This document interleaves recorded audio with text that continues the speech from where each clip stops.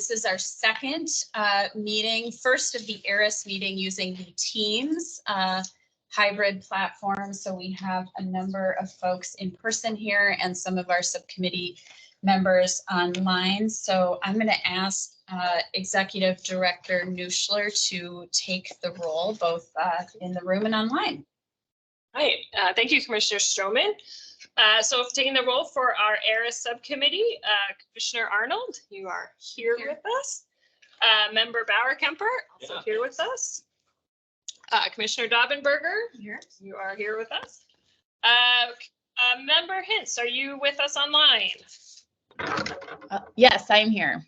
Oh, good. Thank you. And Commissioner Kessler, you're here in the room. Board Member Nelson, are you with us online? I'm present. Great, thank you. And the chair is here. I'm here. All right, everybody, the committee is here. That is 7. Great. Director Nuschler, do you know, do we have other EQB members here, just not as committee members, but here? And if you don't know, we don't have to go around, but I just want to acknowledge if there are other EQB board members or representatives sitting in. Want to appreciate that and thank them for being part of the meeting today. I don't know if we were expecting any other members. They could certainly, but I've been seeing folks coming in as well, some tech reps, and I know we have some tech reps here in the room with us. So please, they're here. Okay. Well, that's great. I too have noticed, I think, some folks from some of the other agencies and PB. So glad to have you all there and any members of the public. So next on our agenda is the consent agenda. We need to approve the consent agenda, which consists of the meeting minutes from our October 19th, 2022 ERIS meeting and the agenda for today's meeting. I would entertain a motion on the consent agenda. I will make a motion to approve the consent agenda, move forward the consent agenda. I will second that motion. Okay, the motion has been made by Commissioner Daubenberger and seconded by Commissioner Arnold. Any discussion on the motion? Madam Chair, we did have a hand from Member Nelson.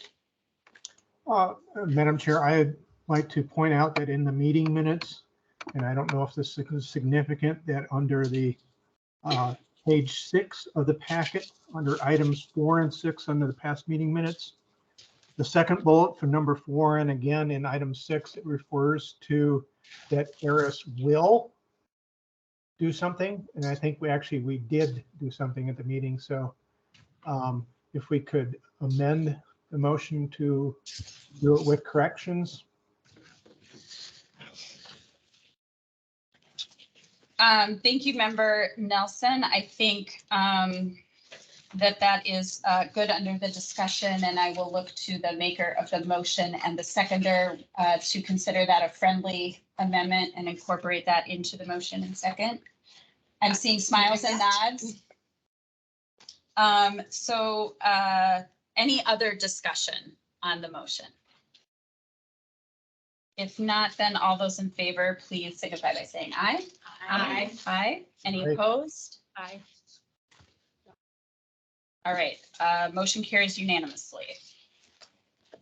And the consent agenda is adopted. So we now have an agenda, and the next item is our executive director's report. So Executive Director Nuschler, I'll turn it over to you. Thank you, Chair. I'm going to start with just a few logistics and best practices for today. Again, as you note, our second attempt at this Teams webinar. The meeting is being recorded. With using the Teams webinar, for those of you who are participating virtually, the chat is open and visible to everyone, but we are not going to keep the chat as part of the meeting record. So please focus on using the chat only for logistical help or things like that. We won't take comments in the chat. We need to do those verbally. Also in this webinar format, board members, presenters, committee members, you should be able to mute and unmute yourself. Attendees are not able to do so during the meeting, but as we get to public comment, we will look for your hands and we can unmute you so that you can make the comment. For the board members, you'll have plenty of opportunity to ask questions of us and provide feedback today, particularly on the work plan item. As noted in your packet, the goal of that discussion is to develop a recommendation for the full board's consideration next month on the environmental review program work plan. So yes, we are hybrid. We'll try to make this feel as together as possible as we can. Hopefully the way we have it set up, we'll be able to see who's speaking virtually. If you're in the room, it would be helpful if you could introduce yourself when you start speaking. For members of the public, which I'm very excited to have some folks here with us and online, the main opportunity for public comment will be in agenda item 6, and we especially want input on the 2 items we're discussing today, and particularly the work plan. And so the procedures and guidelines for public comment are on page 2 of the packet or here on this slide. Today, there was a sign-up sheet, and I have lists of the public commenters that are in the room for when we get to that portion.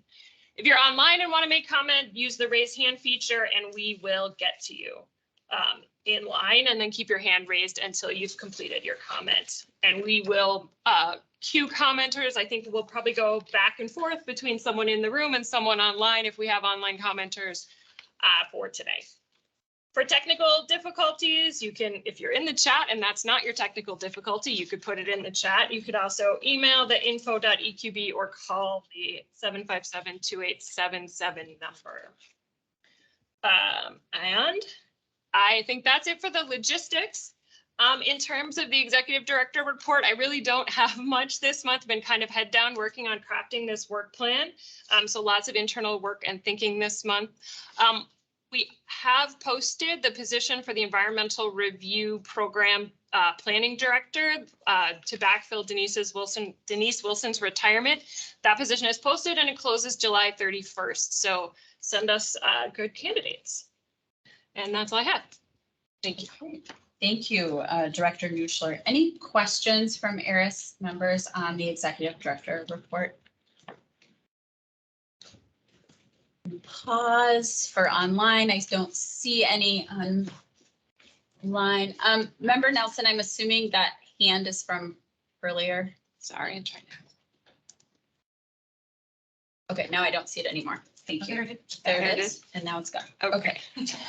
All right, so the next item on the agenda, item 4, is a discussion of the potential or draft environmental review work plan for fiscal year 24. And as Director Nuschler said, this is a portion of the total EQB work plan dealing specifically with environmental review. And the goal for the committee today is to hear from Director Nuschler and Kayla on the draft work plan and to have some discussion then so that we can forward a recommendation to the full board so they can take our recommendation on the environmental review piece and then consider that along with the rest of the EQB work plan at the August meeting. So Kayla and Director Nuschler, I will turn it over to you to present the draft work plan. Wonderful. Well, thank you, Commissioner Stroman, and good afternoon, board members and members of the public. Again, my name is Kayla Walsh, and I work for the EQB and the Environmental Review Program. And today I'm really excited to kick off our conversation about moving forward in the continuous improvement process and discussing our projects that staff are recommending for implementation this biennium.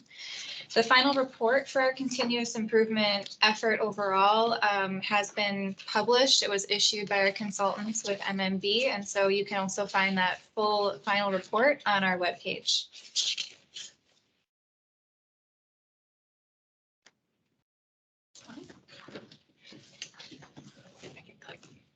Thank you. So again, I'll begin today with this orientation and then hand it over to Director Nuschler to explain our high-level work planning for the environmental review program overall. And then we will discuss our 2 CI, standing for continuous improvement, project recommendations, and then how that fits into our big picture work plan. So we'll plan to leave as much time as possible for ARIS discussion at the end of our presentation. And again, the goal for this agenda item is to come to a consensus for what we would like to propose to the board in August. So ARIS makes that recommendation on which projects to move forward to the board in August. Next slide. So we have our packet includes a memo with 2 attachments. The first one has that full environmental review team's work plan, and that includes our day-to-day work and the next fiscal year's work. And attachment 2 contains the complete continuous improvements project list for your reference. And of that list, we selected 2 projects for your consideration to be added to the overall work plan. So with that, I will hand it over to Director Nuschler to set the stage with our ongoing work. Okay. Thank you, Kayla. So really, as we approached thinking about, what we want to take on in terms of projects or new work to implement the continuous improvement ideas that came out of that process, we really needed to start with looking at what was already on our plate. And so this just tries to lay out what was already on our work plan, already on our minds, the day-to-day work that we do, of course, the petition processing, technical assistance, the EQB monitoring, production, which isn't really, projects, but it's ongoing work that takes a lot of staff time. We do have some work that can be kind of considered a discrete project, but it's smaller and will rely more fully on EQB resources than on cross-agency work, because one of the things we did try to do in this work plan, and we're still refining it, is to really be clear about what's EQB work and where do we really need to tap all of our partners across the agencies and which ones on specific projects. So anyway, some of those things that are really more just work that we're going to be doing internally includes the obsolete rules report, an update to the master contract for environmental review, which is a contract that we use and have available for responsible government units to use to help improve their efficiency in getting contractors to conduct environmental review on their behalf. That contract's been in place for 5 years. It expires next year, and we'll be working with admin to get that revised and re-upped and reissued. And the last one is the tribal relations policy, developing a coordination and consultation policy specific for EQB, which we've already had a great start. And Kayla and I have met with our board members that agreed to be on a little subcommittee to help us draft that. And so that's work that's already moving forward that we'll be doing. It isn't to say that any of those projects won't involve some degree of quick consultation with the other agencies, but they're places where we don't expect to rely significantly on other agencies for drafting.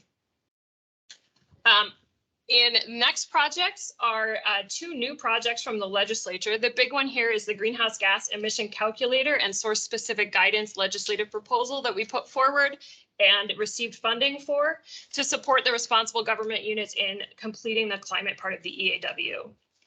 And we'll have to be working on that. And in addition, in DEED's energy transition communities legislation, there was some consideration of work with EQB to ensure that we can provide assistance to those communities as they're doing their planning to move forward with their energy transition. And so we're in consultation with the DEED staff on that program on what does that mean? How's that going to work? How can we help with that? So then we have the last 3 are projects that are kind of larger, but are really ongoing or recurring work that we want to do or are required to do. The first one is the mandatory categories report, which is happening every 3 years. The guidance, maintenance, and updates, which is just keeping up to date our existing environmental review guidance, making sure it's clear and updated and accessible, and then doing a revision to the data management plan. Now, I'll talk about some of these a little bit more in detail because several of these ongoing projects are going to provide space and opportunity for us to address a lot of the concerns that were raised to us in the improvement process. So in particular, the tribal relations policy covering that staff level coordination primarily, but also consultation. And that's going to really help us set the framework and the grounding that can be used to address several other of the suggestions that were made by the tribes for improving environmental review. And of course, they did also suggest that we do this policy. The online services launch, which Jesse's going to be talking a little bit about later today, really works well with the data management plan, as with the online submittal of notices, with the database compiling all the projects, will help us improve our understanding of what data we have concerning environmental review projects and the impacts that they have, and update our data management plan to help us understand how that data can be used to evaluate program effectiveness. The mandatory categories report, you will all probably remember that many of the improvement suggestions that we got related to mandatory categories and what projects should go through environmental review or which projects don't need to go through environmental review and the thresholds and information like that. I think there's also in a lot of the improvement suggestions, we received a sense that we need more science-based information to understand if the mandatory categories are fulfilling their intent. And so we really want to start now for the mandatory categories report that's due in December of 2024 to do a robust review and really take a look at what we've included in this report in the past, what additional things might need to be included that will help us ensure we're addressing the suggestions that were made in the improvement. So I envision that the mandatory categories report may be bigger and more robust this year than it sometimes has been in the past. It sort of cycles through because sometimes you need to take a harder look and sometimes you've looked more recently. And then finally, guidance, maintenance, and website updates. We can address some improvements as we consider all the needs here, such as suggestions for accessibility and clarification and guidance that we already have. And I thought perhaps I saw a hand go up while I was speaking on this slide. Is there still a hand there? Riley. Okay. Board Member Hintz, did you have a question? Yeah, thank you. I was just curious for the data management plan, like what's the scale of the data that you're working with? Can you give me a sense of the scope? I think that's one of the big things we have to figure out with the data management plan.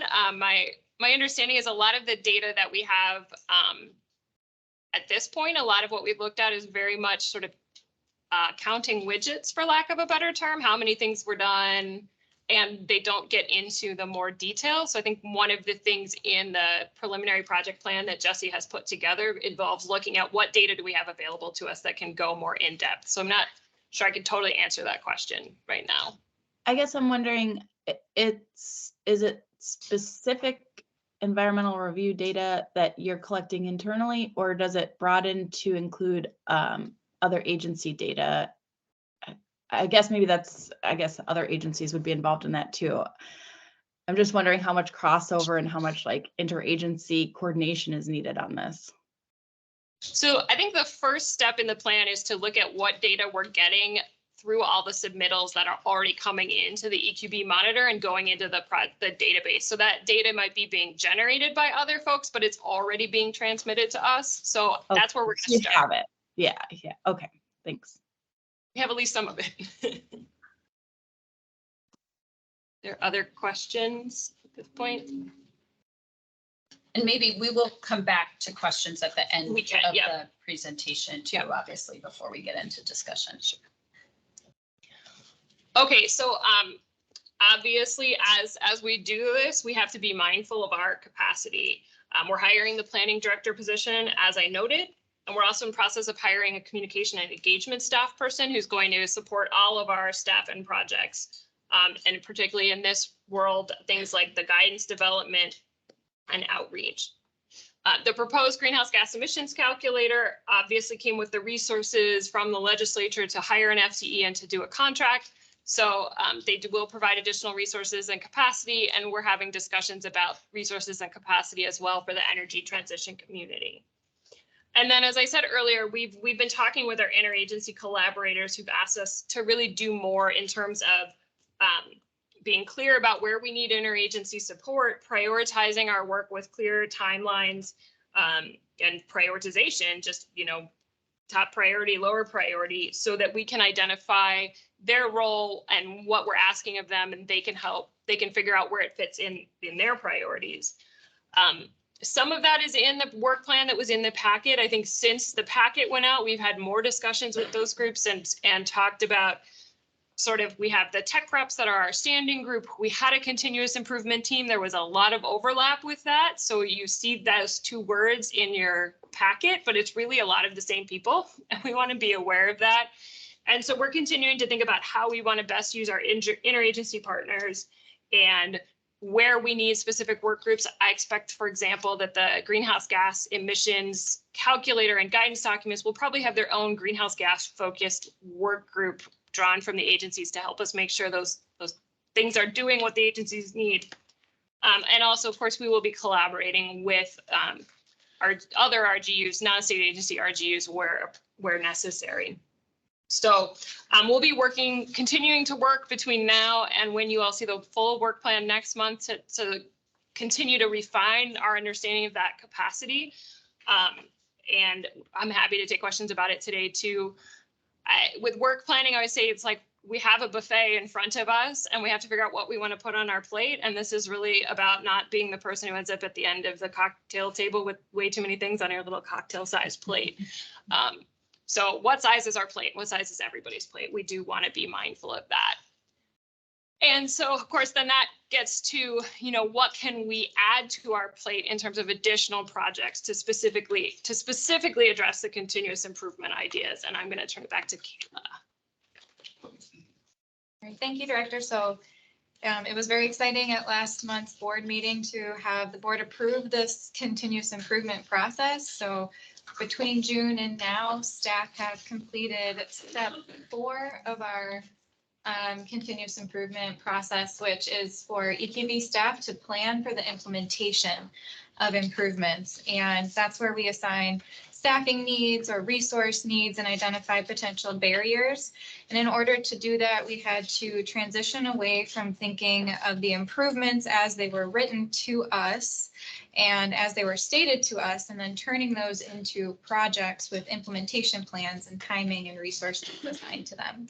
And so now we are at step 5, where ARIS completes review of staff work planning so that ARIS can recommend a course of action to the board for which improvements to enact first, second, or third.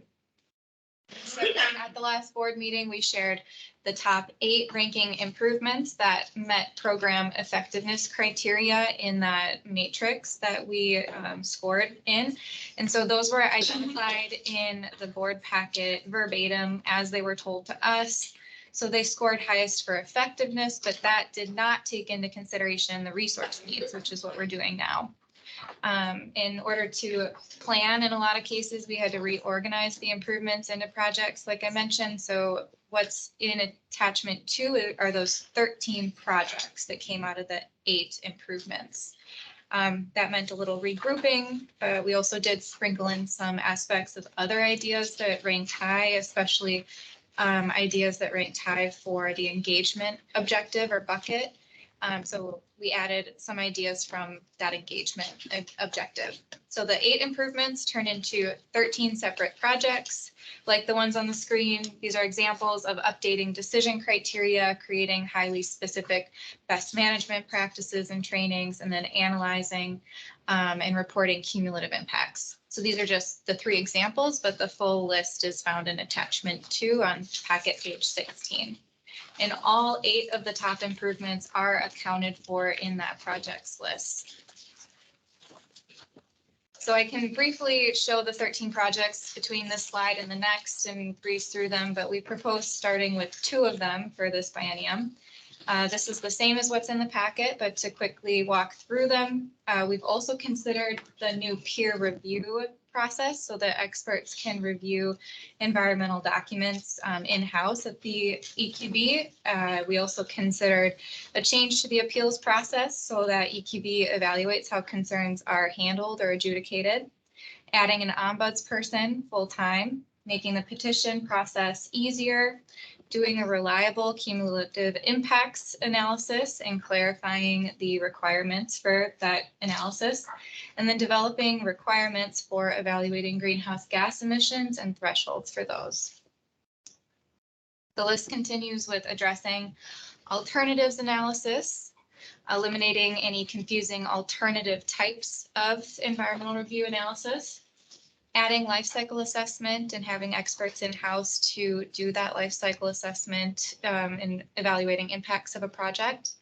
And then EQB chose reviewing and revising decision criteria, and we'll talk more about that as a starting point to work on.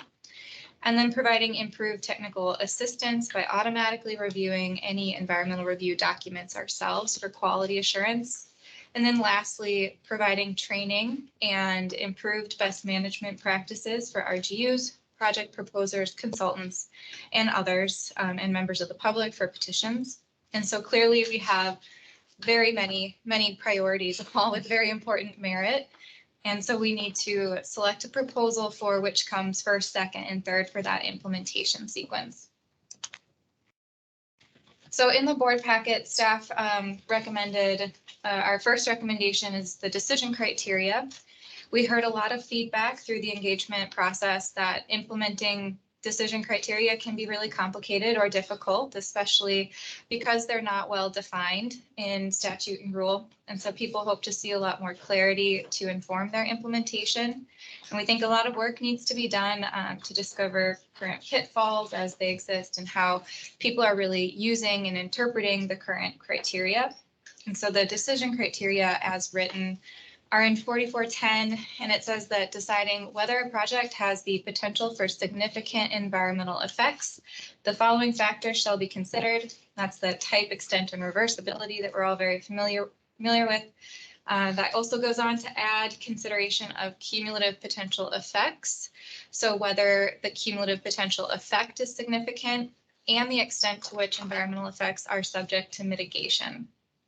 So we recognize that this in and of itself is a very big undertaking, and it evolved as a project idea from the improvement that scored highly, that improvement saying to establish threshold criteria for significance of impact, improved guidance and criteria for RGU decisions on whether significant environmental effects are predictable from a proposed project. So we took that improvement and we came up with, we figured that the strongest way to address that and to accomplish that would be to provide more clarity surrounding the decision criteria.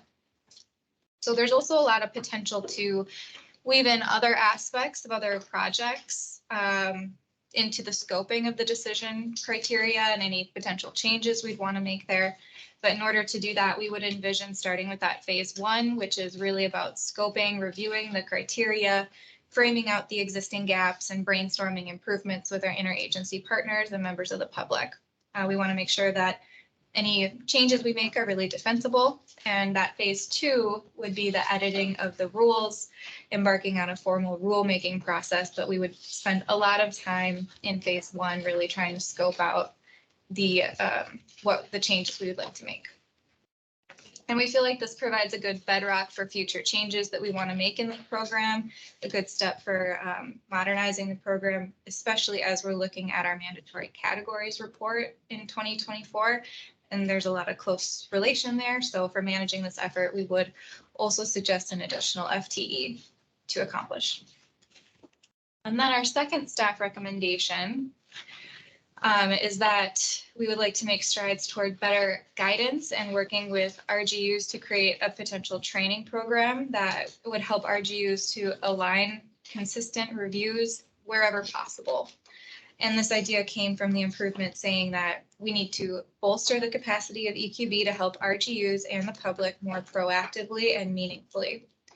And so there's been a lot of ongoing restructuring, like we mentioned earlier, on the guidance and how to make sure our existing guidance is organized in a really readable way on our website, and make sure that the climate guidance for the EAW forum is continuously updated. And this would be going above and beyond that and creating a new training program and new best management practices. So this is an additional look at doing that, with the main goal being a higher level of accountability and consistency performed across reviews. And opposed to the first recommendation, this would largely, we could start doing with existing resources within EQB and staff time that we already have right now. And so with all of that information, we look forward to hearing from all of you on our discussion. And again, the goal, as stated on this slide, is to create and agree to an implementation plan that ARIS can present to the board in August. Wanted to provide all of those potential factors for your consideration, including the other projects, not just the ones that we put forward in that recommendation. And those are all listed in the board packet to help with the conversation. So with that, we're happy to answer any questions, but I'll pass it back over to Commissioner Stroman. Thank you, Kayla.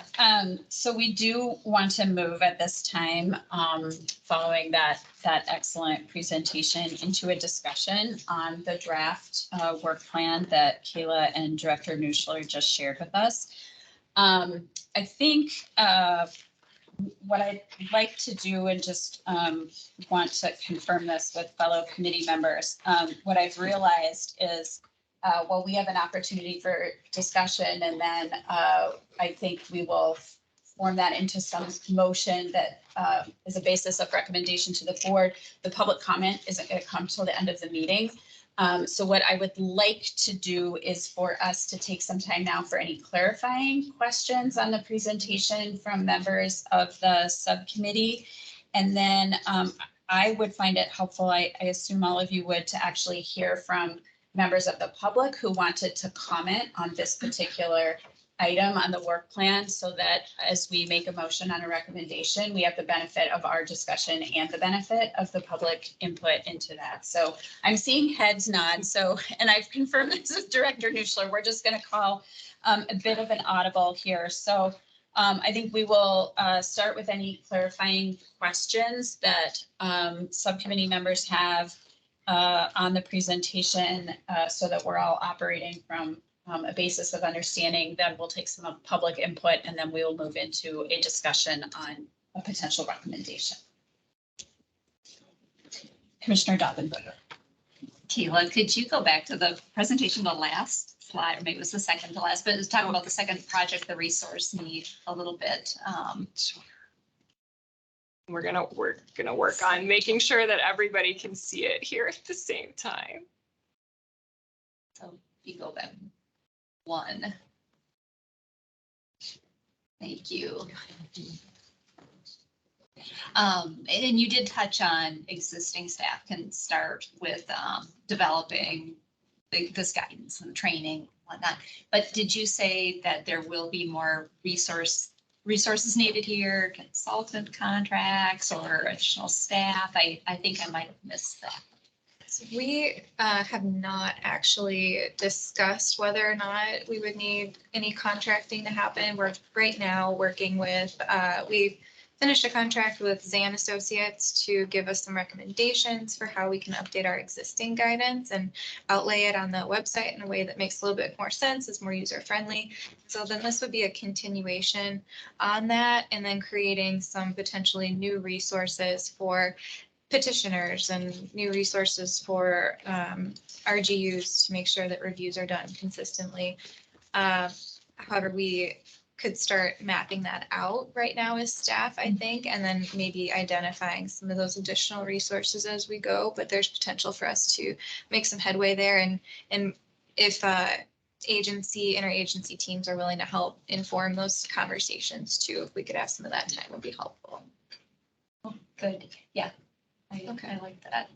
Can I just follow up on that item? Because I think I understand the sort of whole realm of guidance updates. We have the guidance related to the climate question specifically that we've already said we're moving forward. We have the routine sort of guidance maintenance updates that we need to do periodically that's embedded in the work plan. And this would be sort of a phase 3 of additional improvements and enhancements that would be above and beyond the climate specific ones and above and beyond sort of the routine updates we might do. Am I understanding that correctly? Okay. Yes. I'm seeing that's not. Yes, sorry, We're listening. we should attempt to verbalize. I think, yes, it is the idea about going beyond what we currently have to have guidance, maybe in new areas, maybe best practices for how to engage with the public on a project. Maybe here's, good resources for filling out the questions related to water resources on the EAW, things like that go beyond what we have. And I do think it could be phase 2, if the staff might be able to do some guidance, and it might be if we really wanted to do a big training program, if people tell us that's the need, we might have to craft, some requests for additional resources. But we've tossed around some different ideas, whether it's a training or just sort of being a convener for a cohort group where the RGUs kind of can talk to each other. And so there'd be more to consider, how this might actually line out. Commissioner Hess. Yeah, these are helpful questions to think for. My question, if you can go to the next slide, please. The previous one on The last slide, which I think Okay. is the question that you're asking. Yeah, us. yeah. So I have a clarifying question. Because I want to make sure we're giving you the feedback that you're Right. interested in. And do we like or dislike about the staff recommendation? And so the two that are being recommended are coming out of the CI project, which is Right. great. I'm glad we're using the input that we have received and also the process that you have thoughtfully laid out. But the other components of this work plan are all the other things, right? So are we being asked to weigh in on the two CI projects or the breadth of this whole thing? Because I mean, obviously I love that you have big, bold ambitions, but I think all of us are recognizing that all of the things here, any one of those might take a small group of people to do it well a whole year. And you guys can, staff can respond to theirs. I think it would be best for the committee to respond specifically to those new The CIs continuous improvement. Okay. in the context of what is already on the plate, right? Because many of those other items, there is not a choice about, right? Right. They are work. And so we could certainly include items of recommendation around them, but I think they provide context. And then I think just to further explain, as that goes to the board, then the board will need to look at our recommendation in the context of everything else on EQB staff's plate. So there, it's sort of a, as I look at it, layered, but I don't know if Yeah. that. Yes, is I think, similar to I what think it Commissioner Stroman, you did describe it really well. I mean, the vast majority of the things on sort of the regular part of the work plan are in some way required. I mean, some, I would say the ones that are not would be like, we don't have to do a tribal coordination policy, but I think it's really important to all of us in this room that we do that. You know, Yeah. we don't have to revise the data management plan, but it is sort of a, you know, best practice to keep that up to date. It does, you know, address some of the improvement concerns and it, you know, it needs revision. But is that a thing where we could say, like, I think our original goal is like, we're going to do that this year. Is that a thing where we could say, well, if it takes a little longer, perhaps. So certainly like some guidance on those things would be appropriate. But as Commissioner Stroman said, a lot of it really is stuff we have to get done. Thanks. Looks like member Nelson has his hand up. Clarifying question going back, I think it's 2 slides now, where the first recommendation you said was dependent on an additional FTE. So I guess is that really, you're saying it's depending on getting that in order to tackle this? And I'm not used to biennium appropriations or budgeting. Is that FTE a possibility within that time frame? Sure. So I think really what we're envisioning, as we said, is starting with a process to evaluate what are the needs for the decision criteria. And then depending on where that goes, if it does point to rulemaking, that is a fairly significant undertaking that would require additional resources. And so I think that's where the FTE comes in. From my experience, and I think any of the commissioners could speak to this too, you can make supplemental off-year budget requests in the even numbered years, but usually easier in the odd number budgeting years. So, but that would certainly be up to the board whether they wanted to try that if we do the engagement and discover that we really are ready to move with rulemaking and need those resources, or similarly, if we do the training component and we're ready to move, we could, it would be up to the board to make that decision about when to ask for those resources to really stick those, to really continue those projects. Does that help clarify?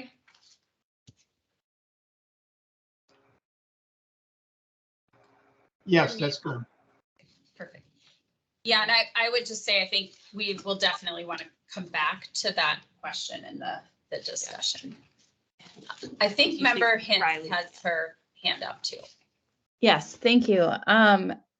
So will this be presented to the board at the next full board meeting?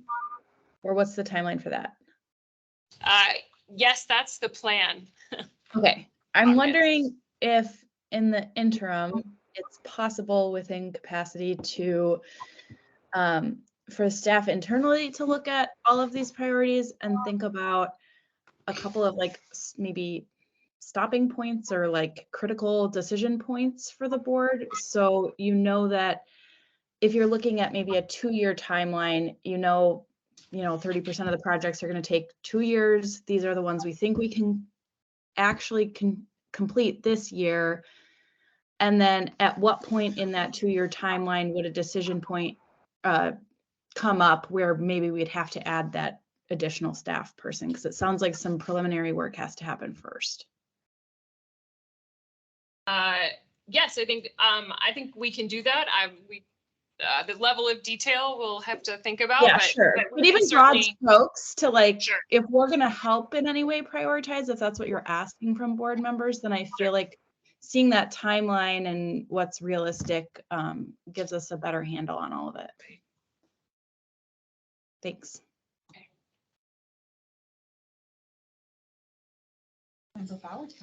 Thanks. Thanks, Kayla and Catherine, for the presentation and putting all this together. I have a question about the decision criteria, CI component, in relation to others, really, because I want to do all of these. And of course, that's not very helpful. So you gestured toward this maybe, or maybe I was being a little willful in my listening, but is it possible, Kayla, for you to make some connections between the decision criteria project and some of the other things on the other 13 projects on the list? There seem to be some helpful interfaces there, and if you could illuminate that some more, that would help me. Thanks. Yeah, absolutely. So in reimagining what the decision criteria could look like, it would really update our program significantly. That would be the major change to the implementation of how we do environmental review. One of the things that's already listed in there to be considered is the cumulative impacts or cumulative effects.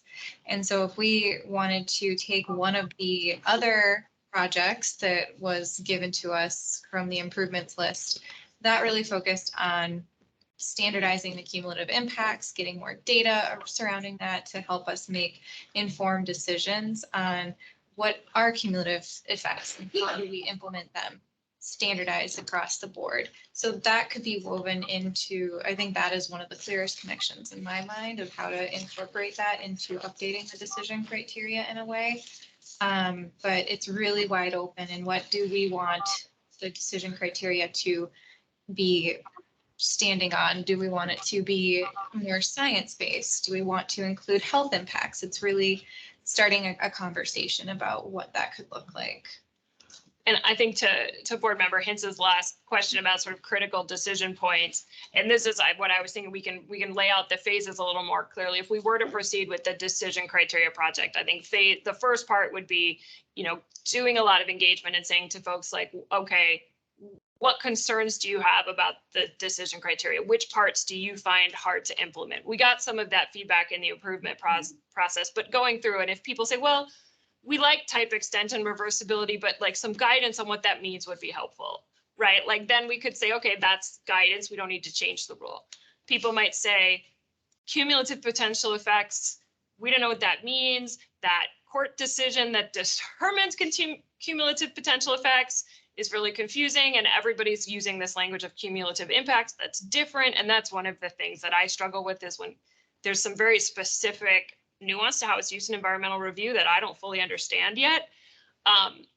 And so then people say, we think this should change. Well, then that would be, if that was a decision we wanted to, if we made a decision, we wanted to change that decision criteria, then it would be a really long project to parse out, okay, how are we changing it? What do we mean? What was intended? So it could build in that way, potentially. That would be a very big project, and is something cumulative impacts is under a lot of discussion, I think, in a lot of agencies right now. So. All right, good clarifying questions. We will come back to the meat of the discussion, because I think we've surfaced a lot of the issues that the committee is interested in discussing. So let's move to get some public comment on this item. I suspect some of the folks joining us have joined us specifically to comment on this item. So the same process and procedure that applies to agenda item number 6, the public comment would apply here. We will have folks, if you are online, raise your hand in Teams. If you would like to have a comment or share a comment, we will call on folks who have signed up in person or those who have raised their hands on team. I think Rebecca will call on folks. We will limit remarks to 2 minutes and we will have someone timing. Okay, Director Nuschler is going to time you. So we will play the walk-off music or give you some not so subtle hook as you get to your 2 minutes. And I think with that, we can move into the comments. Yeah, thank you, Madam Chair. I have a list of folks who are in the Perfect. room, and if you are online and would like to make a comment, please raise your hand. We'll call from someone on the room, and then Rebecca, if there's anyone online, and we'll go back and forth. Perfect. So the first one I have is Juventina Meza. And I don't know if would you like to come and sit here, and then our folks online can see you? Yes, and I have already commented, it is awkward for us to have our backs to folks in the room. So I apologize for that. That's just the way it is, but we'll have people come up here and speak so we can see you. And you can see us. Should I? Go ahead. Yes, please. Thank you for being here. Thank you. Good afternoon, everyone. My name is Juventino Mesa. I am a lawyer representing Minnesota Power and Light. MNIPL represents 400 communities of faith, conscience, and spiritual practice who are doing everything they can to fight climate disruption. MNIPL really appreciates this discussion and comments that will be provided by others. We want to add our voice to express urgency for the actions of the EQB decisions that the EQB is considering. Particularly, I want to stress the importance of considering life cycle emissions analysis with projects to include emissions that occur outside of Minnesota. When we think about establishing a threshold for emissions, we need to understand that all greenhouse gas emissions make our situation worse. That is why it is essential for projects to undergo a rigorous review of all alternatives to those aspects of the project that create emissions. MNIPL also strongly supports efforts to ensure that the best science is applied to environmental reviews. Thank you for your time. You appreciate your comments. And I am being told we do not have any online commenters at this time, so the next person would be Andy Pearson.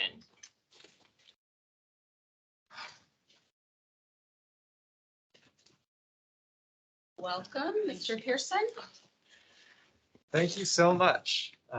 Hello, my name's Andy Pearson. I live in Minneapolis. I work with the Minnesota 350 organization. It's a pleasure to be here and want to also say thanks for all the work to make it accessible for those who aren't here in the Twin Cities. I know it's very much appreciated.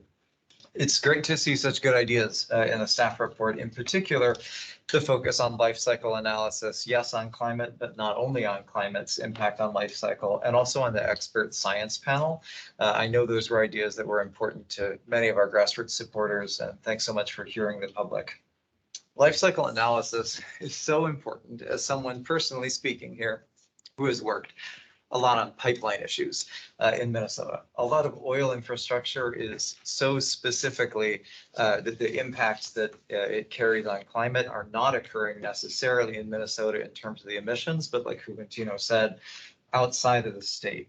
And we need a mandatory category based on greenhouse gas emissions ready in a timely way for the next mandatory categories report.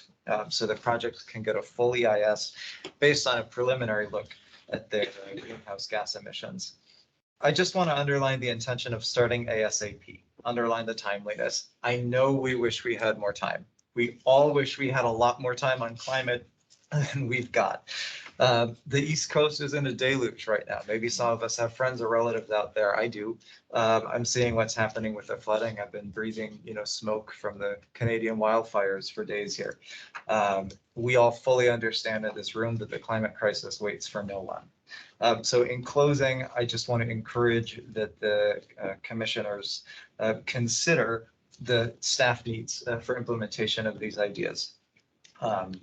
That's been flagged already here in the room, but to consider assigning more staff from agencies to the Environmental Quality Board as an interim way to boost that capacity so that we can reach not only phase 1 on that first implementation suggestion, but also phase 2 as quickly as possible. Prioritize that, and the expert panel should be prioritized for inclusion in the staff's time. And I know that that also means assigning more resources. Finally, on greenhouse gases, there's already a substantial body of work that exists in Minnesota. It doesn't need to reinvent the wheel on all of it, though of course we want to do our work so that we can be building on the best. It's an investment in the future and in our present, and I'm at time. Thanks so much. Thank you. Thank you very much. Appreciate your comments. Madam Chair, we have one virtual commenter, Mr. Willis Madison. We'll promote him so he can unmute himself. All right. 1 second. So Mr. Madison, I think you can unmute yourself and go ahead with your comment. Welcome, Mr. Madison.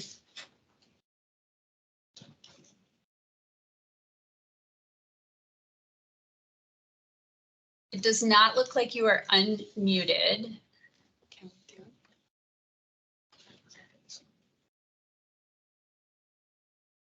Fortunately, we cannot unmute him ourselves. He has to do it on his side. There you go. All right. Is this correct now? We can hear you now. Thank you. Okay, I apologize for the glitch there. My name is Willis Matson. I'm an ecologist living near Detroit Lakes, Minnesota. I know I'm going to run over your 2-minute limit, and I'm going to ask for your endurance to allow me to make my full statement. It is almost 4 minutes. Please excuse me, my voice is hoarse. I've had asthma since childhood, and my lungs have and throat have been sore for over a week now from the thick forest fires up north. I have many fellow sufferers experiencing health effects of climate change. But more than that, my mother died of congestive heart failure. I have friends in New England whose house was flooded by a recent 7-inch rainstorm. A friend in Arizona moved there for health reasons, is now hospitalized suffering from heat exhaustion. A farmer friend in southeastern Minnesota fears this year's crops will be in near total failure due to drought. My sister, who lives in Florida, has learned that she will no longer be able to insure her beachfront home with Farmers Insurance Company due to high risk of storm and coastal flooding. My birding friends tell me that every year fewer and fewer numbers and species of birds are found in the annual bird count in Tamarack National Wildlife Refuge, just a few miles from where I live. And every year I'm losing more and more oak, balsam, and tamarack trees to drought, heat, and insect infestation on my 130 acres of forest I've owned for 30 years. Emerald ash borers have not arrived here yet, but they're getting nearer every year. By instruction of Congress and the Minnesota legislature, environmental review under NEPA and MEPA was intended to clearly and reliably predict degradation of our environment due to ill-advised human activity, so they would be avoided, but sadly, they have not. I offer my observation above as irrefutable anecdotal proof that is backed by sound science. Thus, we find ourselves literally in hot water. I just described both globally and locally. This was and still is preventable, but not without serious reforms to NEPA and the MEPA process. So it was with mixed feelings that I read the EQB staff continuous improvement reports for this June of this year. Using the scoring matrix developed by staff, these reports scored our recommendations for independent peer review of science, for developing objective criteria for impact significance, for realizing the cumulative nature of millions human pinpricks to nature, and for calculating project life cycle greenhouse gas emissions, the highest among all improvement suggestions the EQB received from the public. So we were gratified that after more than 15 to 20 years of advocacy for these reforms, the value of these improvements have now been officially recognized by a rather sophisticated scoring and ranking system. However, we were dismayed that while these recommendations were quite clear in their specificity and urgency, the draft 2024 program plan reflects neither their importance nor their urgency.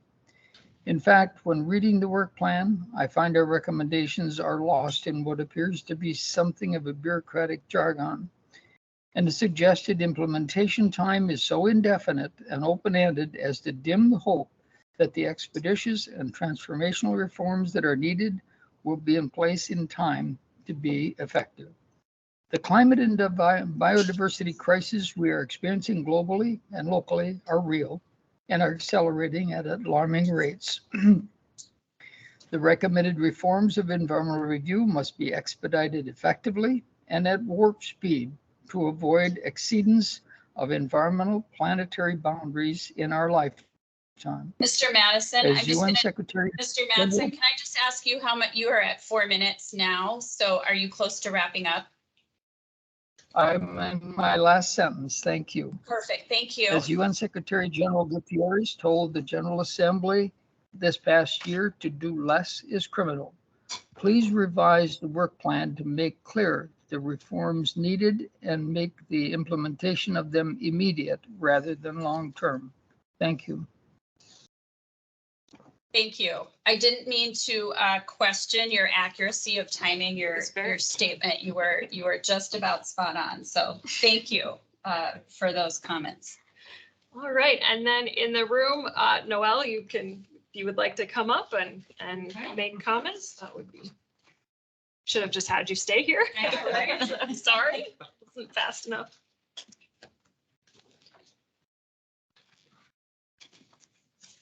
Welcome. Well, thank you. First off, I want to thank everybody for their time.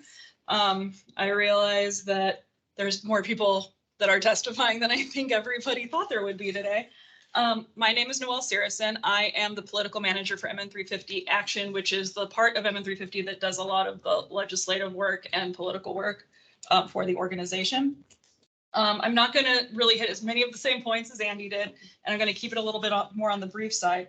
But first off, I'd like to also thank the recommendations that EQB staff took the time and energy and thoughtfulness to put together.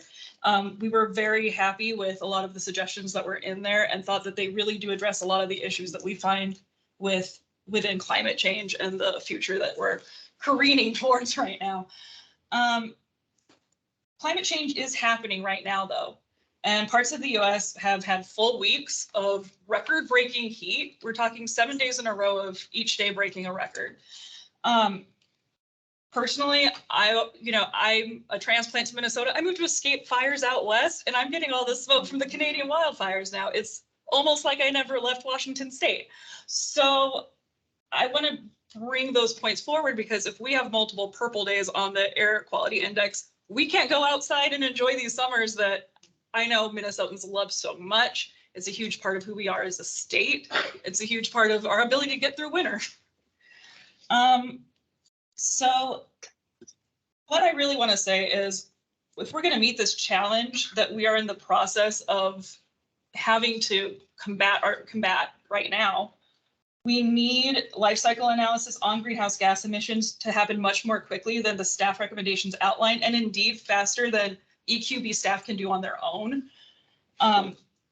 We need the various board members who can and should lend expert staff at appropriate levels so that the EQB can get this important work done as quickly and robustly as possible. We don't want it to just happen fast. We want it to happen well. We are past the point where we can take our time addressing climate disruption. Please give life cycle analysis, especially for greenhouse gas emissions, the support and urgency it deserves. Thank you for your time. Thank you. And I think Madam Chair, we have one more. Okay, perfect. A commenter. Oh, just have another one, please. Um, Joy Anderson, you can unmute yourself. Yes, thank you. Can you hear me? We can hear you. Great. Thanks so much. This is Joy Anderson. I am an attorney at Minnesota Center for Environmental Advocacy. So thank you for your time. We at MCEA are really excited to see ambitious projects on this work list. We know that the EQB has done a lot of work recently to improve environmental review, and we want to work with you and support that work. We do share the concern that other commenters have said that there is urgency here. We need to move forward as quickly as possible to make sure that environmental review is doing more to fight climate change while we still can. But I wanted to comment briefly on a different issue. Kayla talked about the decision criteria project and how that would be a major change in how environmental review is implemented. And I wanted to remark that if this does become the project that the EQB moves forward with, we really, MCA would really strongly move to make sure that ease of application is not the main point of these changes. Just because something is difficult or complex, that doesn't make it bad. Under MEPA, we need to ensure that the criteria for decision-making are aimed at what the statute says, to determine whether the project has the potential for significant environmental effects. Right now, it seems to us that the criteria are probably not doing as well at that as they can, considering that almost no EISs are ever ordered from an EAW. So if this project moves forward, we ask that the changes to the criteria be used to implement the purpose of MEPA, which is specifically in the statute to promote efforts that will prevent or eliminate damage to the environment and stimulate the health and welfare of human beings. It is not meant to be a quick and easy process, and it should not necessarily be one. What we need to do the work that is sufficient to identify environmental effects, not simply be ease of use for RGUs. Do I have another few seconds? You have 30 seconds. Okay, 30 seconds. So on the second project, the RGU training, again, we think this is a good idea. Again, we do have a sense of urgency about this. There are certain things that we have seen issues with RGUs that we think could be rolled out pretty quickly and pretty immediately. Things like ensuring that RGUs are consulting with tribes. Things like RGUs are not making decisions about projects before environmental review is done, which is something that we have seen recently, which is pretty alarming. So we would hope that even if there's a larger training program created, potentially there are a few top level things that could go out to RGUs right away, and that wouldn't need to wait because, again, we echo what the other commenters have said about urgency. Thank you so much. Thank you. All right, we have one more commenter online, so we will take that comment and then we are going to move back to the discussion with the committee so that we can actually get to a recommendation to forward to. Madam Chair, we have one more in-person commenter here. Yes, we did have one person on the list. I wasn't sure if we got their form, but we can double up and then go here. So Okay. we'll do one online and then one more in the room. Okay, perfect. And then I need to make sure we have time for the committee to actually discuss the work plan. So we'll do two more. Yeah, so Akila Sanders, you can unmute yourself and go ahead with your comment, please. Wonderful. Are you all able to hear me? Yes. We are. Excellent. Thank you so much. My name is Akila Sanders Reed. I'm a resident of Minneapolis and have been involved in various Public Utilities Commission and regulatory processes as a member of the public and as an intervener.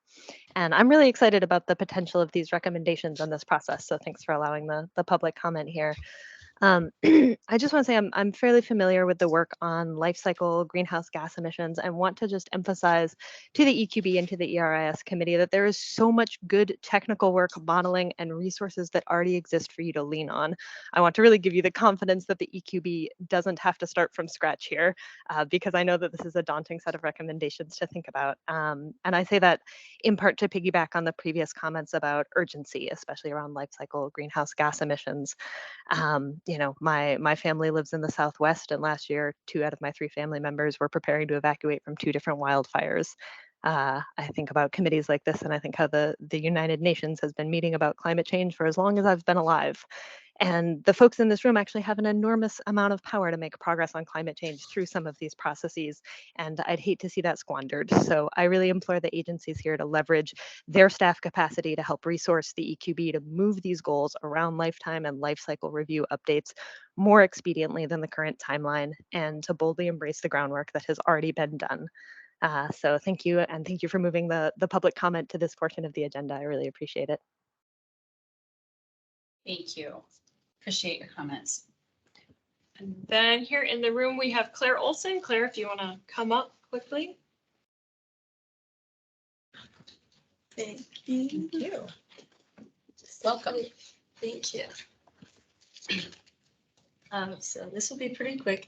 I just wanted to say I'm really happy to see the life cycle analysis of GHG emission was recognized as a priority by the public. I'm really excited that you heard everyone and you're ready to improve Minnesota's environmental review program. I really support improvement idea 1. Life cycle analysis is so important. I also wanted to emphasize, like the other people have said, the urgency. I know this has been in the works for years, and I think Minnesotans deserve rapid, deliberate action. And to facilitate this assessment and implementation of new decision criteria, I think the EQB and public need staff assistance from other agencies to get this done. Without additional staff resources and the ability to bring in experts, this critical work will go very slowly. So I would like the EQB's assessment and implementation process to get all the support it deserves. And that's all I have. Thank you. Thank you. Did end up with more. Having more comments. Madam Yeah, Chair. I think what we will do is we will reserve the rest of the comments for the end. We are at about 10 after 2 right now, so we are exhausting our time on the agenda for this item. And if the committee does not have its time to discuss, there will be no recommendation to forward to EQB. At the end of the meeting, I will ask if there are folks who have anything that hasn't been shared. We've heard a lot of comments about the climate urgency and the support for the life cycle analysis. So if there are comments that touch on other topics, we'll make sure we pick those up at the end. And Madam Chair, if I could just briefly say on the life cycle analysis topic, I know it is something that potentially integrates into a lot of things. And it is something that the team and I have been talking about quite a bit with the greenhouse gas emissions calculation project and the source sector guidance, and what our ability might be to put it, to incorporate a lot of it in there. I don't want to say too much more out of that because we might have to go into a contracting process. And as we all know, those are very non-public, but it is it's something we've been talking about and something we will, take these comments into consideration, what we heard as we continue to move that project forward. So. Appreciate that, Director Nuschler. I think one other thing I would just comment on a number of the comments, reflected on the general threats due to climate change and the urgency around that. And I don't think you will get a lot of dispute from folks around the table on it. I would just recognize that environmental review and the topic in front of this committee is only one small slice of the state's opportunities and commitment to addressing the urgency of the climate situation. And so perhaps at an upcoming board meeting, I think it would be appropriate. Maybe we could get an update on the state's climate action framework. And I don't know if Assistant Commissioner Kolash could come and, have some discussion around the recent legislative investments, but that might be helpful to put the EQB's work and then even more specifically, the EQB's environmental review work in the context of what else the state is doing to address the climate issue. Because I think heard loud and clear that environmental review is part of the concern, but obviously there's much more to that issue than environmental review. Commissioner Kessler. Yeah, so first I want to thank everyone who took the time today to come and express your thoughts so eloquently online and in the room. I think to raise up what Commissioner Stroman said, you know, we too take this really seriously. We have a lot of investment that has that is coming to the state, either from the state legislature or from the federal government, and we want to make sure we're maximizing the impact of that. And certainly happy to work with Director Nuschler to bring the appropriate staff to update anyone who's interested on what we're doing at the state level around the climate action framework. And I'll just say it'd be great to do that at a EQB meeting, because the climate action framework lays out areas where we need to move, and how the state can lead, and how we need to make progress with others. If we can't do all that work in state government, it's just not going to happen. So, but we need the work to happen generally. And then as I have the floor, because I do have to switch to my phone in about 10 minutes to go be in the car for a little while. I will say what I think would be very helpful around this recommendation is if we could see, not just for the continuous improvement, but for the entire work plan, the FTE that are required to implement the work. Because I think what we're hearing from the public, and I think what you've heard from board members, including myself, is like, all this is great. Awesome if we could get it all done. But if you add up the amount of FTE that are required to do each of the mandatory things and the things that are informing the mandatory work and the recommendations around continuous improvement, I suspect that it is beyond what the EQB currently has. And then if you think about the tech reps or the others from the agencies that people have raised as potential resources, and I think everything should be on the table at this point, it's hard to say, let's recommend the work plan. If I'm saying from the MPCA, yes, we will allocate 9 additional staff to the EQB so that we can implement the work plan. And I think it's hard to make an informed recommendation or decision around a work plan until you know how many people it will take and if those people can be made available.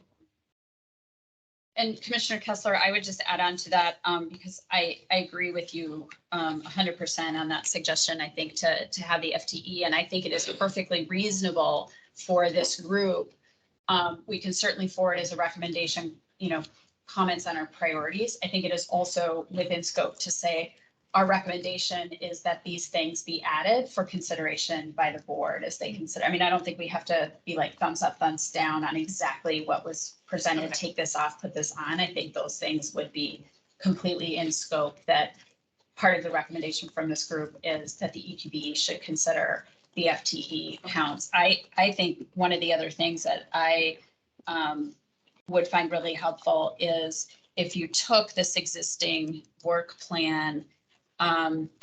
One way we've incorporated the continuous improvement projects is to add them as discrete projects. I think one of the things I heard Kayla say in the presentation was and Director Nuschler, there's opportunities within the work we're going to do on the mandatory categories report. There's opportunities within the guidance work that we're going to do. There's opportunities within the work we're going to do around tribal consultation to address suggestions we got from the public. And I think if we saw that crosswalk so that we're seeing not just those discrete projects, but the rest of those improvement suggestions we got, that would help us and the board assess to what extent are we addressing suggestions we got from the public holistically. Because I will just say, and this is my own bias, I think there will be limitations to the scope of discrete additional projects, that we can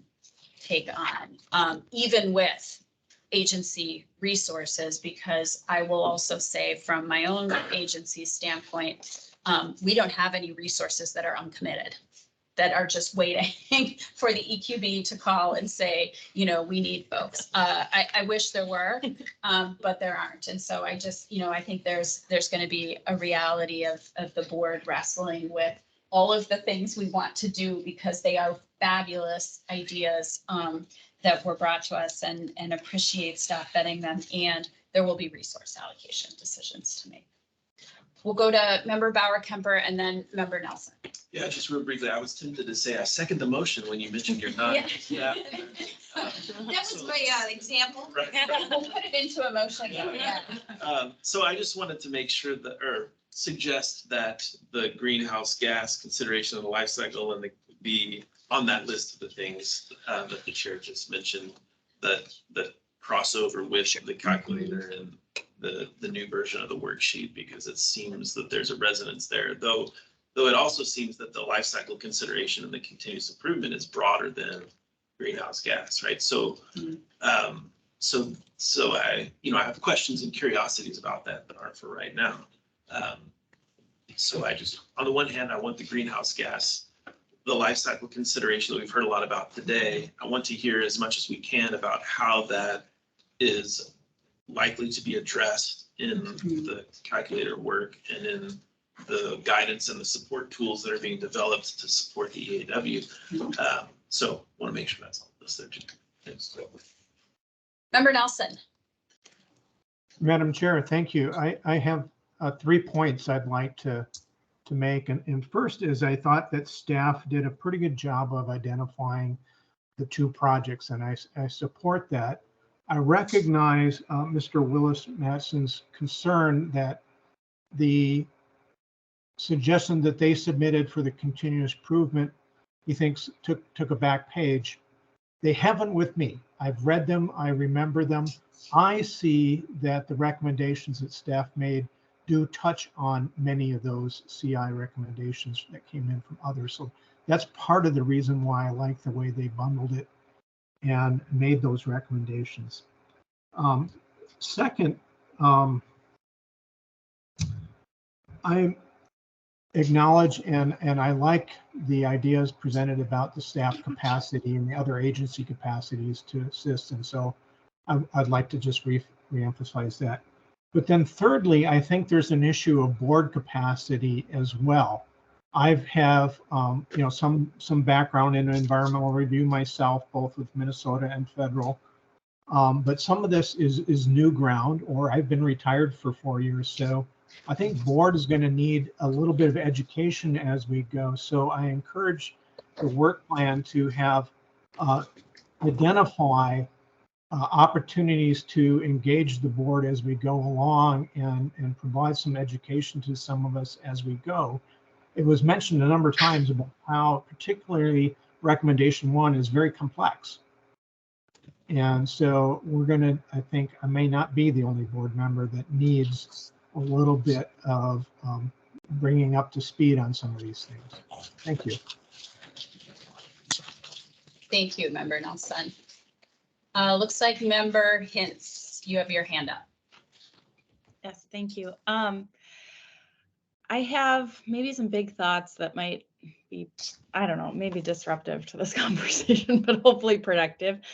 I feel the sense of urgency from the public members, and I also I don't see very many obvious things to take off the plate. And so my earlier suggestion of like, well, let's see what needs to be timed out and when those decision points come in is helpful, or helpful for me anyways. But the other thing I would like in terms of a budget and those pieces are like, what if we really answered the public's call and like thought about kind of a pretty big idea where some of this is contracted out and we're able to fully implement all of these things.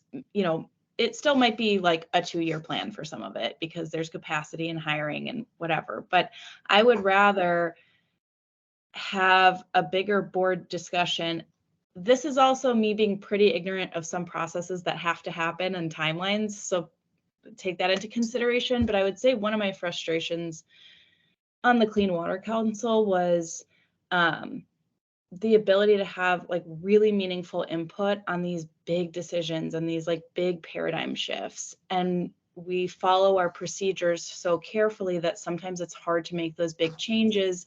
We're really concerned about getting our agenda completed for that particular meeting. And I would rather have this concept even wait and pushed back a meeting if it meant that it could result in bigger change and more capacity for the EQB, because you're in such a critical role as being the collaborator of all of the agencies and an interface with the public, that it seems like a very timely opportunity for some bigger discussion at the board level.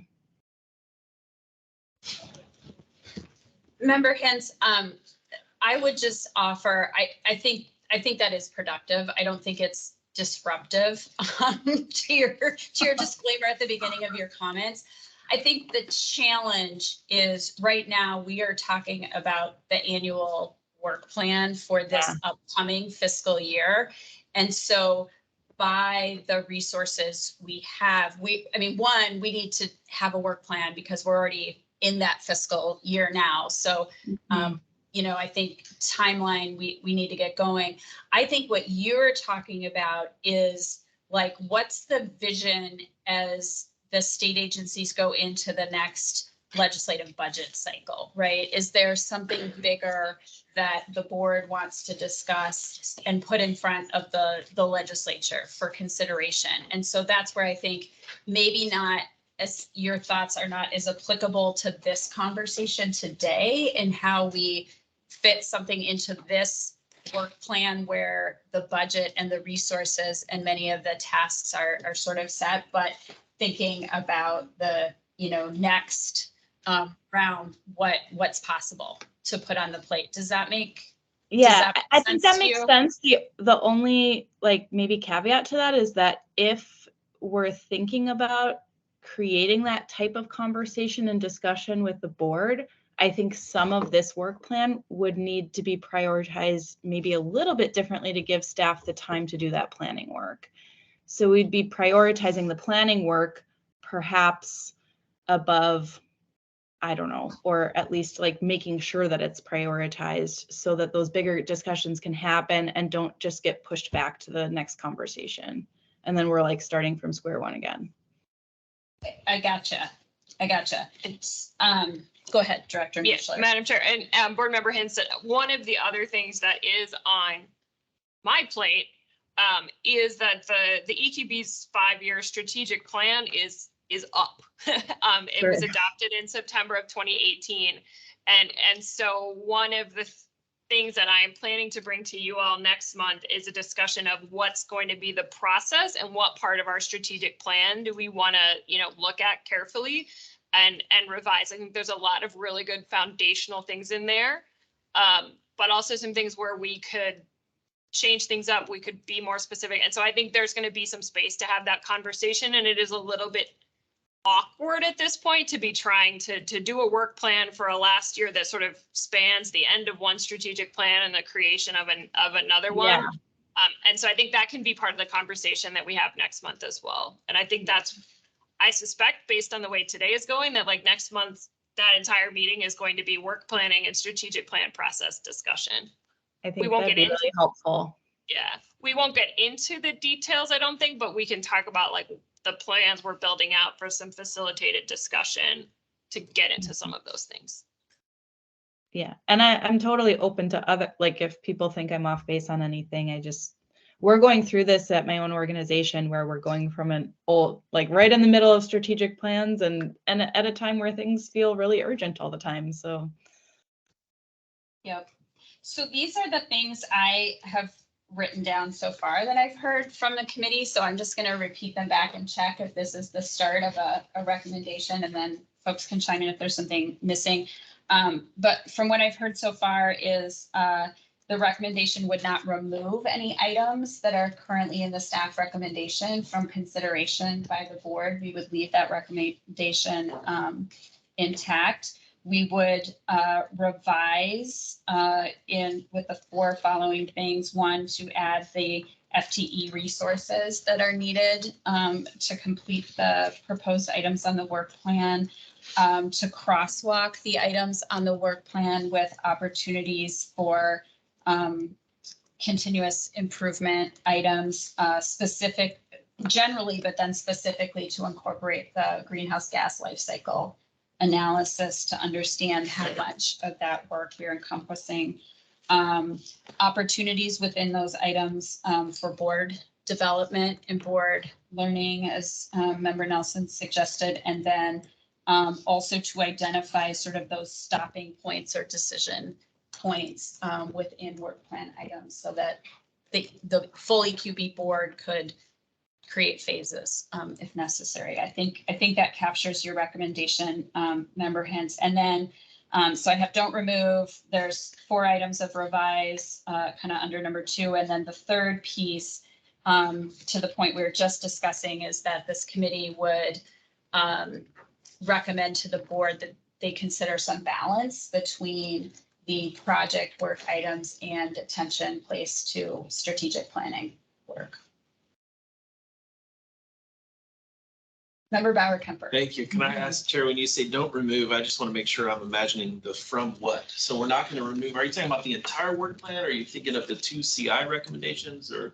I am referring to the attachment 1 environmental review full work plan draft that we won't, this committee does not recommend removing, that the board remove something from consideration, but that this move to the board for their full consideration, but then factor in these other considerations. Thanks.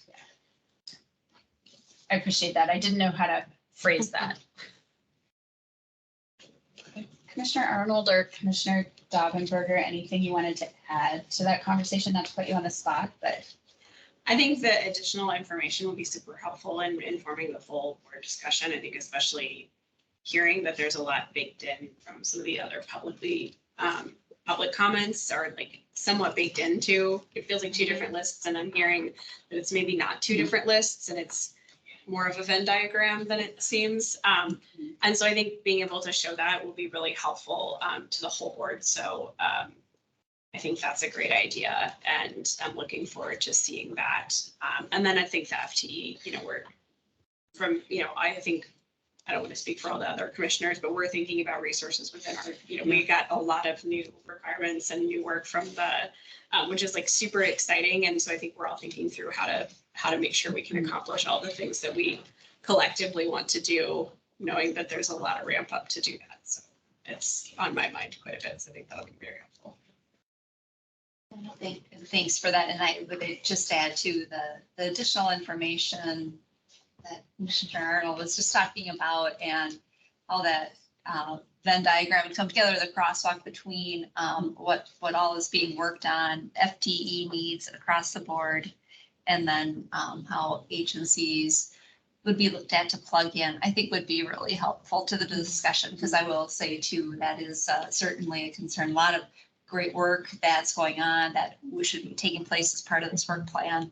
But meanwhile, we're implementing things that have come out of the legislature from each of our agencies and just see how that crosswalks. And so we're prioritizing those resources accordingly, I think would be really helpful to the discussion next month. And I think to Commissioner Kessler's point, a lot of the work that is competing both in this work plan and in our agencies is all getting at the same goal. And I think that'll be helpful in having that other discussion of, overall climate action. Okay, so I think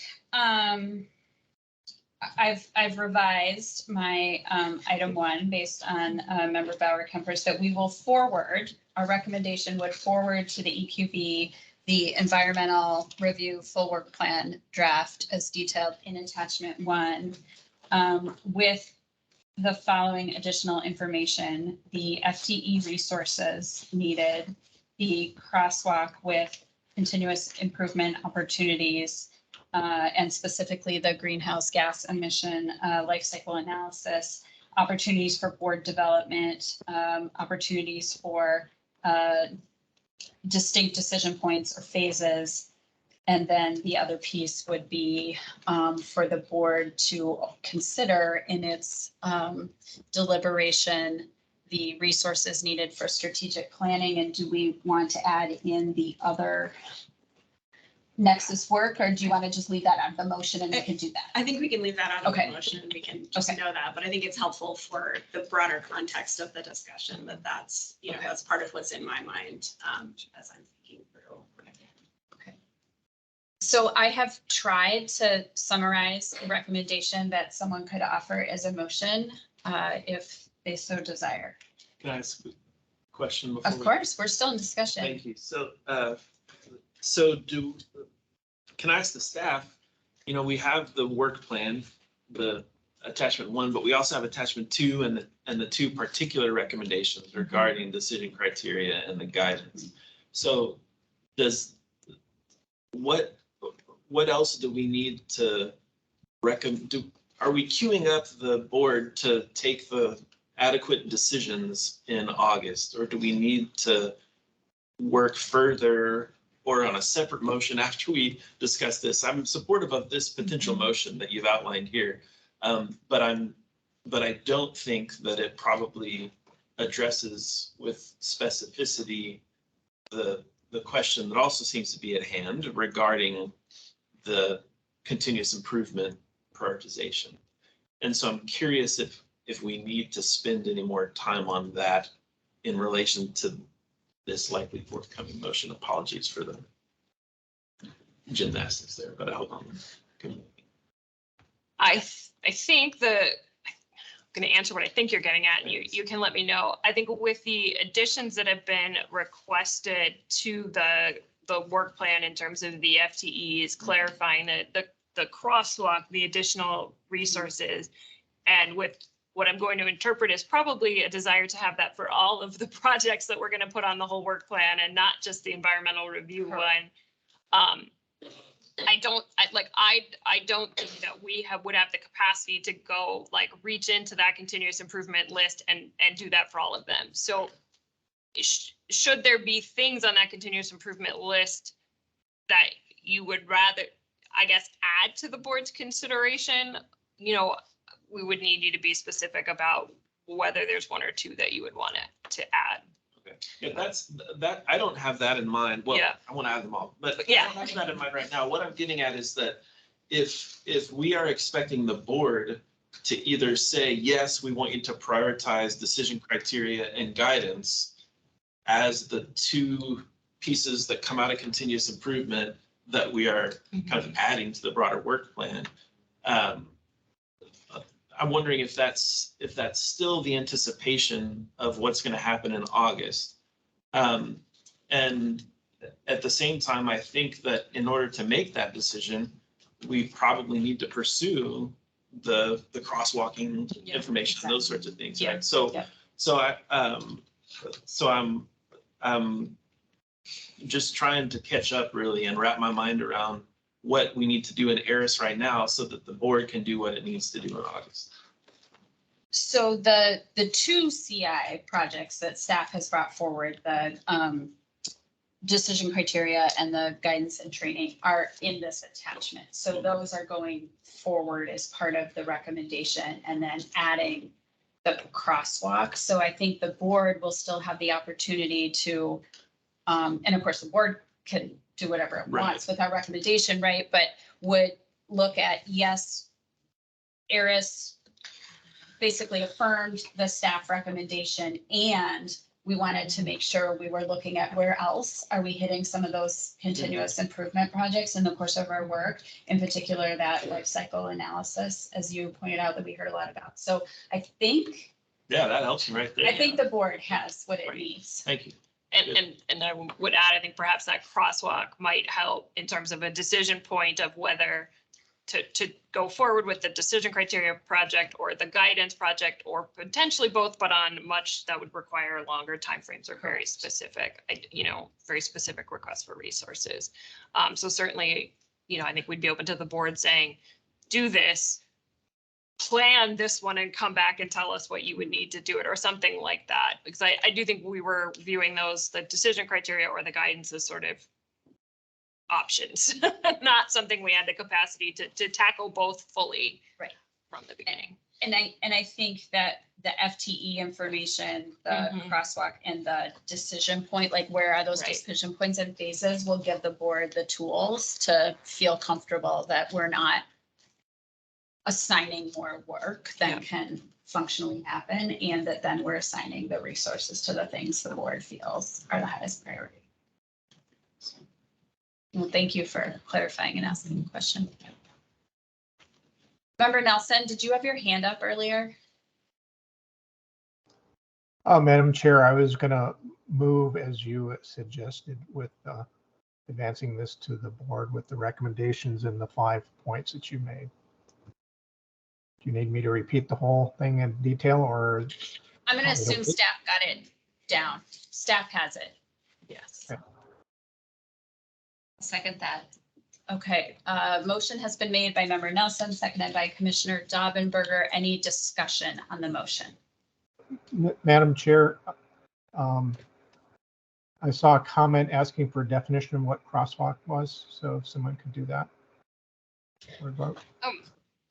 Member Nelson, if I may, Yeah, Madam go Chair, please. I mean, I think when I heard you all ask for that, it's really us being more specific in the paper, in the piece of paper, in what you're gonna get, which is gonna be a very big spreadsheet, to say this project will address or will evaluate addressing these specific improvement ideas. And I think, you know, Mr. Madison said, I didn't see them in these projects. And I think that would be what we'd be trying to articulate better, is where do we see that connection? I tried to say that a little bit in the PowerPoint, but we can be much more clear about where we see those little improvement ideas fitting into the specific projects. So. Any final discussion on the motion? I want to enter into the record member Hintz's heart emoji. Thank you. Okay, if there's no further discussion, then we will vote on the motion. All those in favor, please signify by saying aye. Aye. Any opposed? Okay, none opposed. The motion carries unanimously. So thank you. So we do. Oh, I'm echoing. Okay, we'll move on to item number 5, which is an overview of the new online environmental review projects database. This was previously called Odyssey while it was in development. So folks have heard that. We are now shifting to the title Environmental Review Projects Database. And Jesse from our staff is here to present. Welcome. See if I can tell us he's going to make this. Perfect. That is not share. That screen is not shared. It's not shared. No. You got up here faster than I was going. Chair Stroman, board members, thank you for the time. Today is officially my first presentation with you all, so I'm excited. We're excited too. I've already thoroughly embarrassed myself today. I just unplugged my headphones and it was super loud. And I completely did recognize Commissioner Arnold today and asked if she was here for public comment. So hopefully my presentation goes a little bit smoother. Maybe she was here for public comment. Would not be if she didn't take my hat off. That's totally. First, I need to share. Where is this? Flip back. You want to flip back there. Bear with me. This mouse is interesting. Very slow. Okay, here we go. Do share, do window. Pick that. There you go. Okay, so let's begin. I'm here to talk about the launch of the Environmental Review Projects database. So it's sort of been live already since it came as a conjunction with the update to the EQB Monitor submission service. So part of the database came through that update so that when projects are noticed in the monitor, they will ultimately create a project page within the database so that that information that is stored within the monitor can be relocated into the database and have access to those projects and their information as where they are within environmental review. So I didn't really put together a presentation like a typical PowerPoint. Didn't feel like it would serve its purpose. But I thought I would just show you the actual database and walk through it. And so first and foremost, you can find it on our lovely website here on the EQB state page. If you're interested, for those that are looking online, it is here within the Environment Review tab and the Environment Review Projects database tab. And if you scroll down, there's a little bit of information. You can actually access the database by just clicking down on this photo, and it should bring you straight to the database. So the database, like I mentioned, when projects are noticed in the EQB monitor, it simultaneously creates what we call project pages. So these project pages are all those that have been submitted in the monitor since we've been live in March of 2020, or sorry, May of 2023. There was some backloading. So there's some earlier projects that came with the launch of this project. So, but as of now, we're saying that all projects that are here are noticed since we've been live in May of 2023. So I'd like to show you kind of what you'd expect to see when you access one of these projects. Anybody can come here, public. It's useful, just gaining information. And when you access one of these projects page, it will display, location, where it is in the process, what would happen, but also really importantly, it'll allow you to download those actual documents from that phase or that process that was done. So with this specific one, it was a great one. So you can see that it's gone through multiple steps within environmental review. So it noticed an EAW, but has also completed that environmental review step by making a negative EIS need decision. And so you can download the EAW itself, or you can even download the record of decision here to see how that RGU made that negative decision. So let's go back and kind of show you some of the search functions and the different ways that the public can access this, or those RGUs or consultants that are doing environmental review can access this database. So there's a search function here. You can search by the project name. And actually the search is pretty intelligent, where if you search kind of any part of the project name, it'll pull it up and give you that option. You can search through different levels of government, also mandatory categories. So say if you were interested in looking at feedlot projects, you could do that and just filter your search in that way.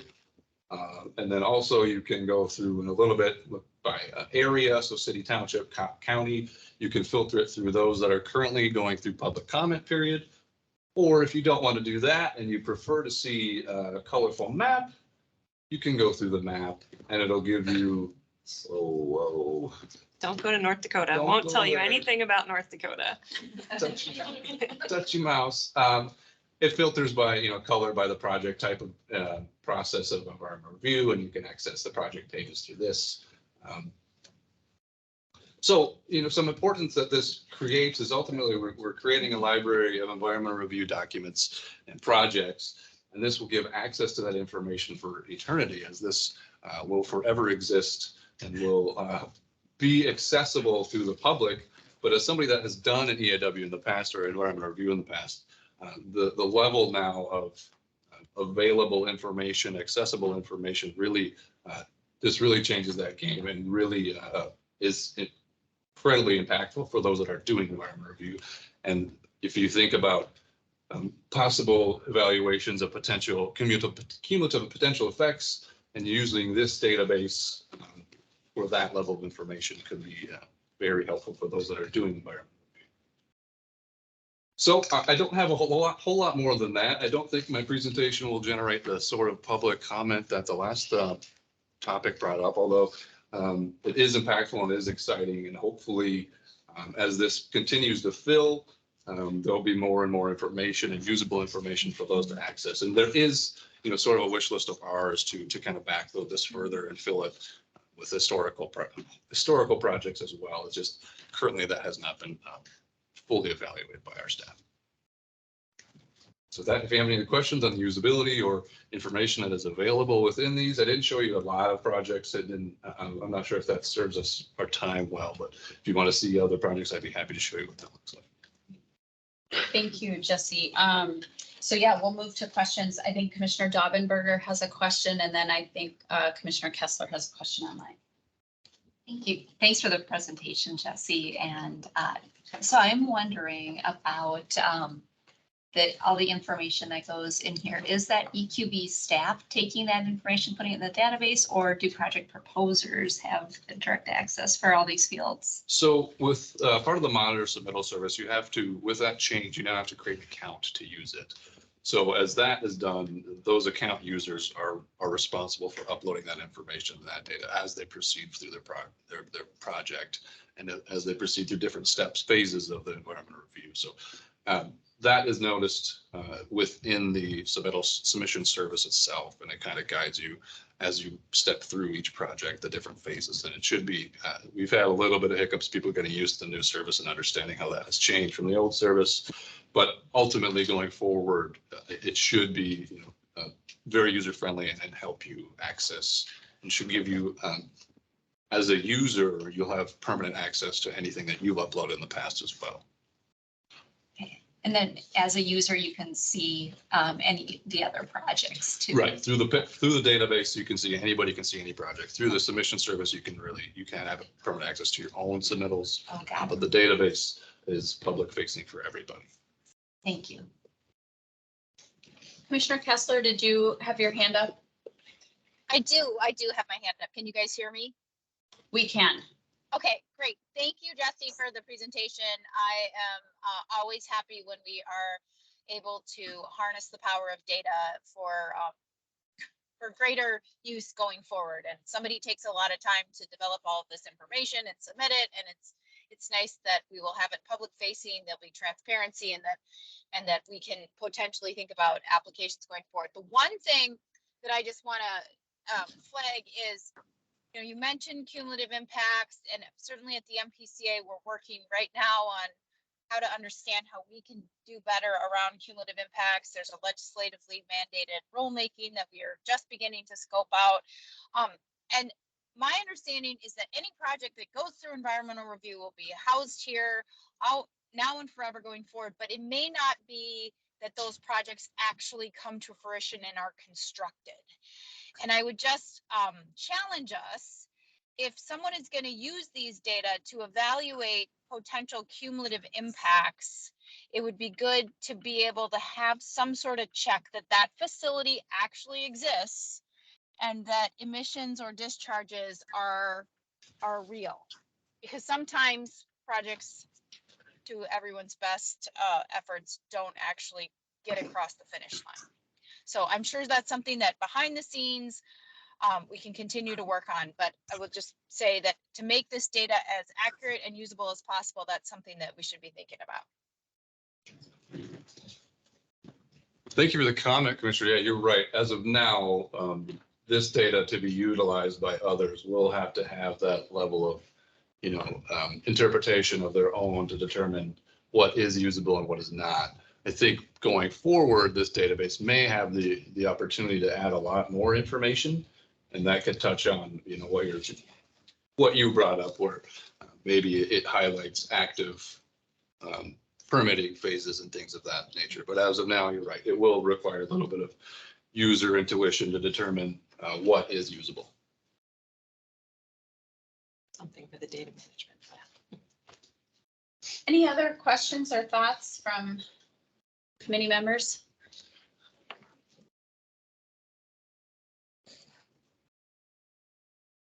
Be comfortable with that hybrid meeting pause, but I'm not seeing any hands from members online or around the table. So Jesse, thank you very much. I think we might actually have one more. Okay. I think, Madam Chair, it's possible that there's some discussion going on in the chat, and as we said at the beginning, we're not considering that public comment. So I think that you would consider we might move on and go back to public comment at this time. Yeah, and I do see a hand now. Yeah, so let me just close out. I want to, right now we are in committee member discussion on this item. And so not seeing any more questions or comments on this item from committee members. Jesse, thank you very much. Appreciate the update. Yes, as I said, we will move back to the public comment period. I think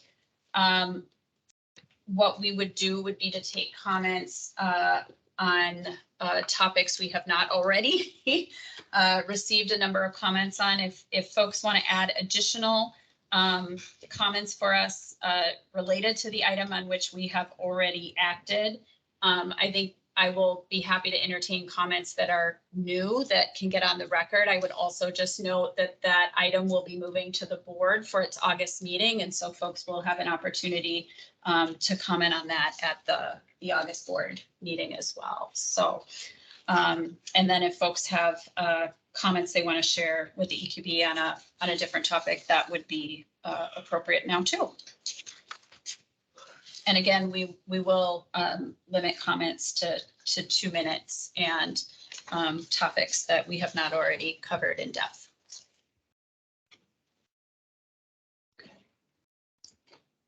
I think the hand went down. Okay.